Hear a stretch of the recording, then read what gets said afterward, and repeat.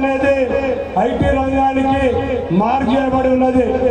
అది ఎవరు చేశారనుకుంటారు తెలుసు కదా మీకు.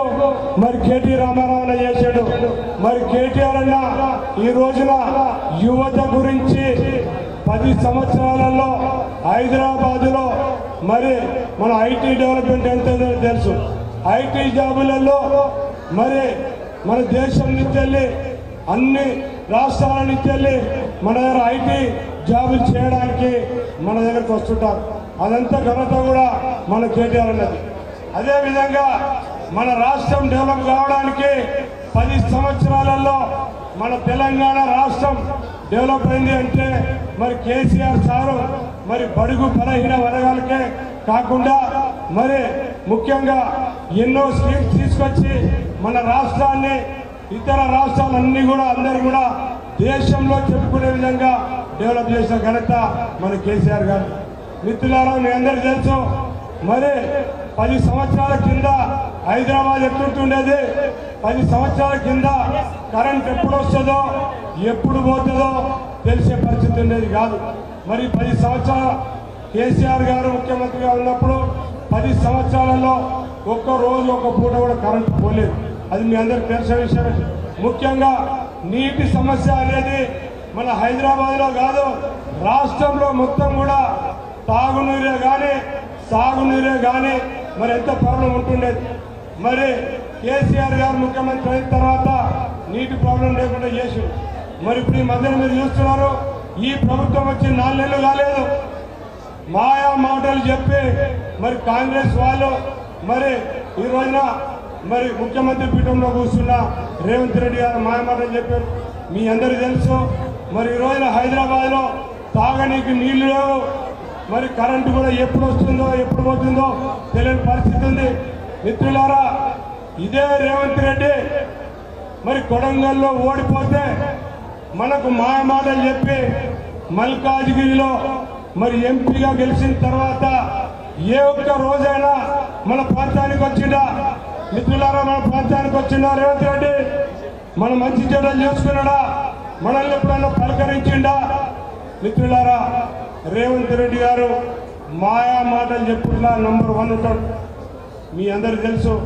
మరొక్కసారి మరి కాంగ్రెస్ పార్టీ వాళ్ళు మాయా మాటలు చెప్పి మళ్ళొక్కసారి మోసం చేయాలని చెప్పి పార్లమెంటు ఎలక్షన్లలో మరి ఓటు దండుకోవాలని చెప్పి వస్తున్నారు. కాబట్టి తస్మాన్ జాగ్రత్త మిత్రులారా, ఒకటి విన్నపించుకుంటాను నేను. మరి రేవంత్ రెడ్డి మన దగ్గర ఎంపీగా ఉండి మనకు చేసిందేం లేదు. మరి కాంగ్రెస్ అభ్యర్థిని మరి సునీత మహేందర్ రెడ్డిని మరి తాండూరు నుంచి తీసుకొచ్చి మన దగ్గర కంటెస్ట్ చేయడానికి తీసుకొచ్చాడు. మిత్రులారా, మీ అందరికీ తెలుసు కదా. మరి సునీత మహేందర్ రెడ్డికి ఇక్కడ కనీసం ఓటు హక్కు కూడా లేదు, ఎవరితోటి పరిచయం లేదు, ఎవరి సమస్యలు అడిగింది కాదు, ఎవరి గురించి మాట్లాడింది కాదు. మరి సునీతమ్మ డమ్మీ క్యాండిడేట్గా ఇక్కడ పెడుతున్నాడు. కాబట్టి మిత్రులారా, ఆమెను మరి డమ్మీ క్యాండిడేట్గా పెట్టడానికి కారణం ఏంటంటే మరి ఈటల రాజేందర్ అనే వ్యక్తి బీజేపీ అభ్యర్థి ఉన్నాడు కదా, ఆయనకును మరి ఈయనకు రేవంత్ రెడ్డి గారికి మంచి దోస్తాని ఉంది. ఆ దోస్తాని సంగతి అందరికీ తెలిసిన విషయమే. మరి బై ఎలక్షన్లో హుజూరాబాద్లో బై ఎలక్షన్లలో ఆయనను గెలిపేయడానికి మరి కాంగ్రెస్ పార్టీ అభ్యర్థిని డమ్మీ అభ్యర్థిని పెట్టి మరి 5 రోజుల ముందే దుఃఖం మూసేసుకొని వచ్చే పరిస్థితి మీ అందరికి తెలిసిందే. ఇప్పుడు కూడా మరి కాంగ్రెస్ అభ్యర్థిని ఇక్కడ డమ్మీగా పెట్టడానికి కారణం ఏంటంటే ఈటల రాజేందర్ గెలవాలని. మిత్రులారా, మీరు ఒకటి గుర్తుంచుకోండి. ఈటల రాజేందర్ మరి ఆయన ఎక్కడుంటాడు? ఆయన ఉండేది హుజూరాబాద్లో. మరి ఇక్కడికి ఎందుకు వస్తాడు? మన మల్కాజ్గిరి పార్లమెంట్ ఆయనకు సంబంధం ఏంది? ఎవరినైనా ప్రజల దగ్గరకు వచ్చిండా? ప్రజల సమస్యలు తెలుసుకున్నాడా? ఎప్పుడన్నా ప్రజాసేవలో ఇక్కడికి వచ్చిండా? మిత్రులారా, జాగ్రత్తగా ఉండాలి. మల్కాజ్గిరిలో ఇంతకుముందు పార్లమెంట్లో మనం ఇంతకుముందు రేవంత్ రెడ్డికి ఆశీర్వదించి ఓటేసి మోసపోయినాం. మరి మళ్ళొక్కసారి మనం మోసపోవద్దు.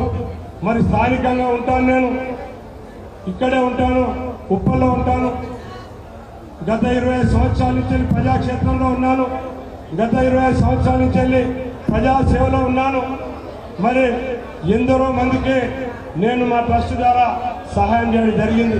వేలాది మందిని చదివించిన మీ అందరికీ తెలుసు. వేలాది మందికి మెడికల్ ట్రీట్మెంట్ ఇప్పించిన, వేలాది మందికి ఆపరేషన్ చేయించిన, ఎవరైతే పేద మహిళలు ఉంటారో వారి గురించి ఎన్నో ప్రోగ్రాం చేసి జీవనోపాధి చేసిన. మిత్రులారా, మిమ్మల్ని రిక్వెస్ట్ చేసేది ఏంటంటే, నేను స్థానికంగా ఉంటాను. మరి రాజన్న రాజశేఖర్ అన్న ఎట్లయితే మీతోటి అన్న తమ్ముళ్ళ కలిసి ఉంటాడో, మరి రాజశేఖర్ అన్న ఎమ్మెల్యేలా కాదు, మీ అన్నలాగా, మీ తమ్ముడిలాగా, మీ ఇంటి మనిషిలాగా, మీ కుటుంబ సభ్యులాగా ఉంటాడు. మరి నేను కూడా అలాగే వారిలానే మీ కుటుంబ సభ్యులాగా, మీ అన్న తమ్ముళ్ళలాగా మీతో మీరు ఏ పని చెప్పినా కూడా నేను కూడా ఎప్పుడు మీరు ఫోన్ చేసినా అందుబాటులో ఉంటాను. ఏ పని చెప్పినా కూడా చేస్తానని చెప్పి మీకు తెలియజేసుకుంటూ మిమ్మల్ని ఒకటే విన్నపించుకుంటున్నా. మరి 13 తారీఖు రోజున మరి పార్లమెంట్ ఎలక్షన్స్ ఉన్నాయి. మరి కేసీఆర్ గారు నన్ను దీవించి మీ దగ్గర పంపించిండు. మీరు కూడా ఎలాగైతే మరి రాజన్నను దీవించారో నన్ను కూడా మీరు దీవించాలి. 13 తారీఖు రోజున మరి కారు గుర్తుకు ఓటే